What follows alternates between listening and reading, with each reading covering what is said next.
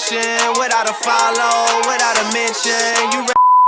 Yo, what's going on YouTube? It is your boy Ears. Hope you guys are having a great rest of your day, start to your day, whatever time it may be. Welcome back to part 2 of the COD WW2 final review. Now, I said this is going to only be a 2-part series, but I'm actually going to make a third video based around this tomorrow. And that video is going to be everything that should have been added to COD WW2, but for this video we're going to be kind of just drilling COD WW2 and roasting everything that went wrong with this game. Now, before I get into my topic, I want you guys to give COD WW2 a rating out of 10, 1 being absolutely terrible and 10 being the best possible rating you can give it. It was just a great game. I'm curious what you guys rate this game, as well as make sure you guys comment down below your biggest complaint. What do you wish was never added? What do you wish, they fixed? What just makes you upset with this game? I'm kind of curious what your guys' opinions on this game are, because I'm going to be kind of voicing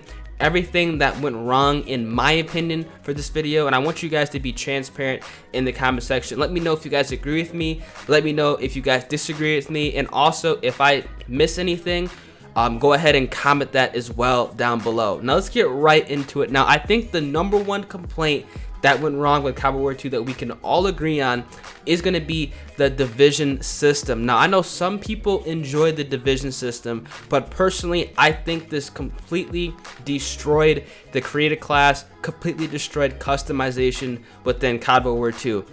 Now, this is going to be broken up into 2 parts. The division system, in my opinion, is the worst addition to Call of Duty history, and I don't ever see it returning. Now, the reason why the division system was so bad is because they essentially packed in 4 to 5 perks in each division in a way to kind of give players, a class or a division of a soldier that they can kind of just use. One is based around, stealth, one's based around rushing, one's based around resistance, like surviving grenades, and also one of them is based around like seeking out and just completely killing enemies.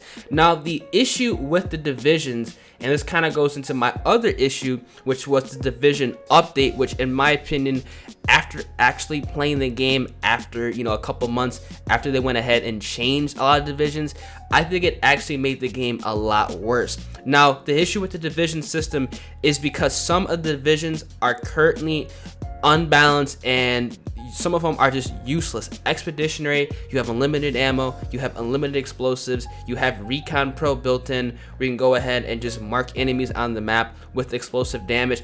Absolutely strong, probably in my opinion the best division in the game. Now we have Armored Division, which allows you to survive grenades, survive stun grenades. You also have less flinch when shot, and you have FMJ built in. Another strong division. Then you have Mountain, that keeps you off the radar, keeps you off of score streaks. You have dead silent movement, as well as you have no aim or crosshair built in. And then they go ahead and you have, Infantry, where all you really do is you swap weapon faster, have an additional attachment, and you can strafe, while ADS. Not really that strong of a division, considering the fact that some of the basic trainings do go ahead and take up a large portion of each of what the divisions do. I definitely feel that this kind of broke balance, because you were literally only stuck and forced to use one style of play when running each division. And I know a lot of you guys probably wanted to go ahead and take parts from infantry, parts from expeditionary, and parts from armored and kind of run them all in the same class, which you really couldn't do. I mean, for Christ's sake, armored allowed you to have less flinch when shot, and no, you couldn't get that anywhere else in a division. It was actually worse before it was worse after they went ahead and took primed out, because at least with primed, every class with each division, you can go ahead and have less flinch when shot. Now you're literally forced to run armored to have less flinch when shot. So in my opinion, it really did create an inconsistency in the game, and it made a lot of people leave, and honestly I don't blame them for that. I definitely feel the division system is number 1 for kind of the biggest mistakes that COD WW2 has ever made. Let's get right into the next portion, which is going to be the fire shotguns and the bipod. Now, I know everybody in the comment section is going to be saying the fire shotguns were one of the worst decisions they've ever made in COD history, and honestly, you're right. The fire shotguns are probably one of the most annoying thing in COD history. They're very frustrating. It's terrible to die to. You can literally shoot them, kill them, and then the flames will still kill you. Definitely unbalanced. Definitely something they should have went ahead and just patched and fixed, but it never got an update within the game, and it's really unfortunate that that happened, as well as the unlimited ammo LMGs with the bipods. Definitely really annoying, especially on shipment. Kids literally just spraying with unlimited ammo. If you have the bipod with expeditionary, you seriously just you never run out of ammo. You could shoot the entire match and never run out of ammo. Definitely a broken mechanic, and something that 110% should have gotten fixed but never did. Now, another issue with COD WW2 that I feel that they messed up with was the event timing. Now, in yesterday's video, I went ahead and actually, praised them for having, constant events, but at the same time, the events just came out at the wrong time. I mean, they went ahead and competed with the Black Ops 4 beta with an event. If you guys are on Xbox, you know, especially me, because I play on Xbox, that every time there was an event, it would actually release an hour after PS4 got the event, which is it's not really that big of a deal, but when you're seeing everybody have access to new equipment, new weapons, new camos and stuff like that, maybe even a new division, and it's not really tied to a PlayStation 4 exclusive as far as map packs, it's kind of frustrating having to sit there and wait an extra hour or maybe even 2 hours to actually have access to that stuff. It's just something that it never happened with any of the studio. Even when Treyarch had their exclusivity, all of the events that were not tied or to the map packs, or all the DLC weapons that were not tied to the map packs, all came out at the same exact time.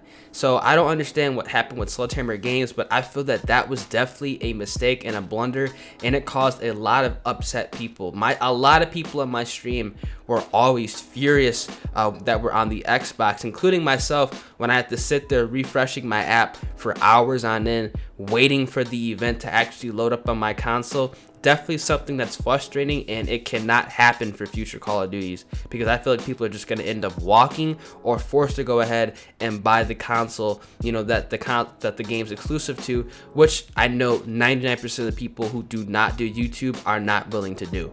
Now, another issue that I want to talk about for this game is going to be the lack of support. Now, Sledgehammer Games really did drop the ball this year with the lack of support, with the supply drop scams, with the bundle scams, just not updating the quartermaster properly. It caused a lot of upset people. I literally had to make a video a couple months back explaining to my subscribers how you guys can get a refund if you guys actually did get duplicates out of due protected supply drops. Now, that video actually did really well, and it did help out quite a number of you guys, so I'm really happy that you guys went ahead and took that extra step to get your guys' refund, because sometimes people actually do go ahead and buy COD points for those bundles, and if you do get a duplicate out of a dupe protected supply drop bribe, that's definitely something that really shouldn't be happening, and you should be compensated for it. But just for the fact that we seriously had to go through and do that, it's just really something that it just,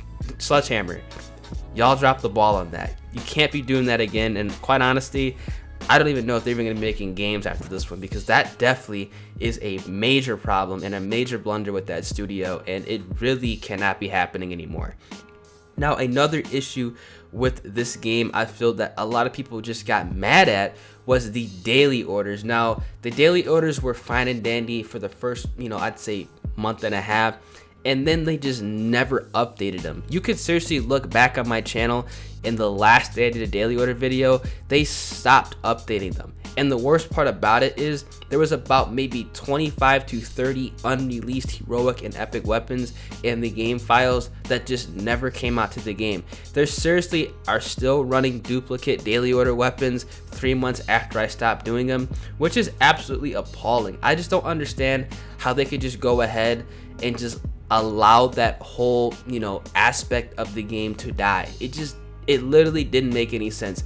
They completely abandoned the daily orders, which is mind-boggling. That was probably one of the only reasons why a lot of players were getting on the game.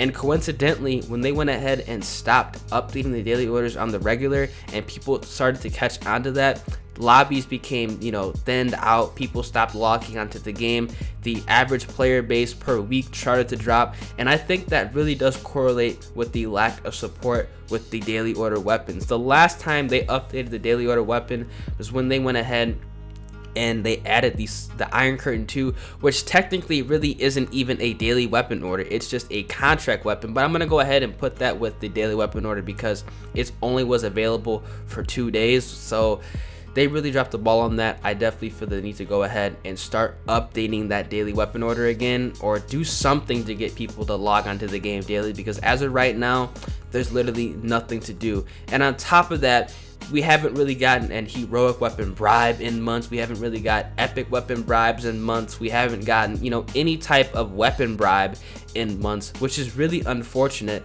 And that is another reason why I feel that people are just not logging onto the game, and a blunder with that studio. I just don't understand how they went ahead and just let that easy aspect die within their game. That was probably the #1 way to get people to log on every day, and they just completely just walked away from it. I don't know what they did with that. I'm literally lost for words with Sledgehammer Games with these daily weapon orders and the heroic weapon bribes. Now, another issue with World War II that I want to talk about is the riot shields. Now, I think this was the icing on the cake. Now, I know some players say the riot shields are not that big of a deal. I understand you can kill them with the launchers, you could just stick a Semtex on the riot shields, but just the fact they went ahead and added a riot shield, I feel that literally just scared a lot of people away. Every time I make a video and there's some type of riot shield kid in the game, somebody in my comment section is always saying, look at this riot shield, dude. Like, people don't like it. I don't know why they just didn't go ahead and just take it back and revert it back. Something that I applaud Epic Games with Fortnite is if they release something that a lot of people don't like, they'll just take it out the game. I just don't understand why they just didn't go ahead and just take the riot shit out the game. It doesn't belong. The cavalry division has no purpose besides disrupting the floor of the map, so I don't really understand why it wasn't taken out. It definitely should have been removed from the game, and I feel that people would have came back and played this game a little bit more.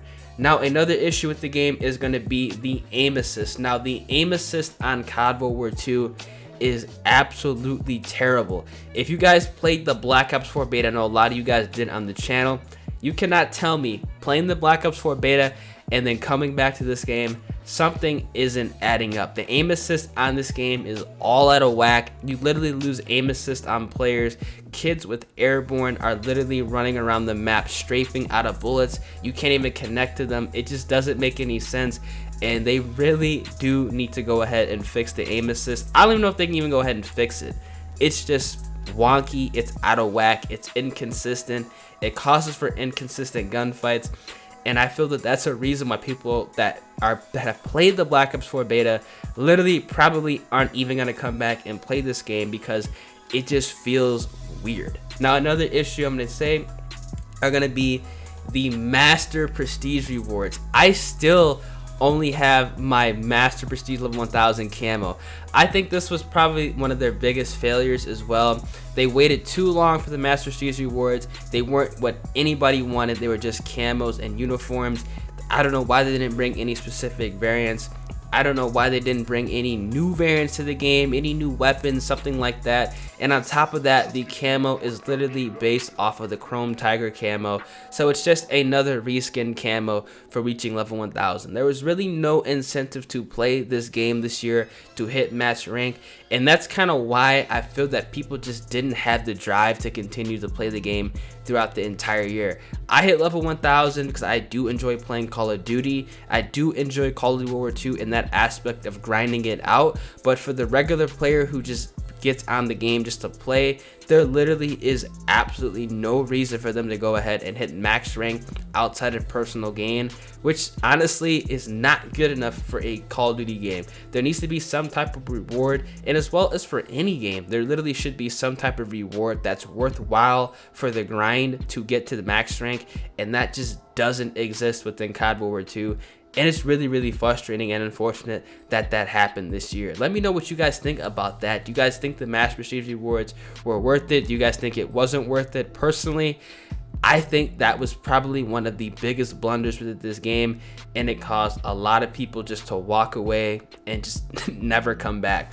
Now, the final thing I want to talk about for this game is kind of the biggest blunder, is the piss poor camos. I feel terrible. I feel really, really bad for everybody that went ahead and got chrome camo.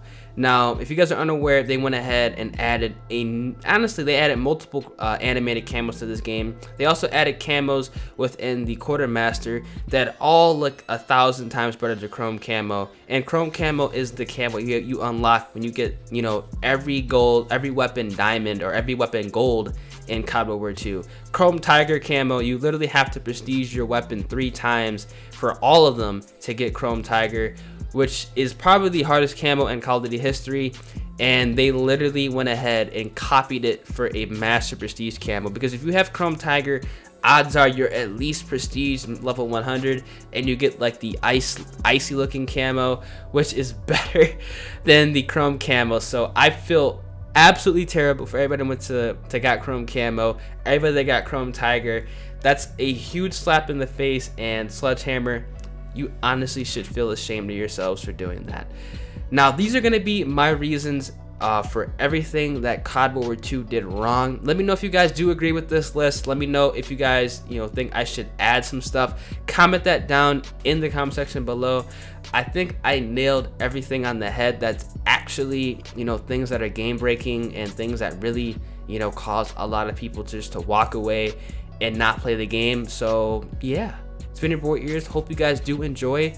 Let's get to 250 likes. Subscribe to the channel if you guys are new, and I'm gonna catch you guys in the next video. Deuces, part 3 coming up.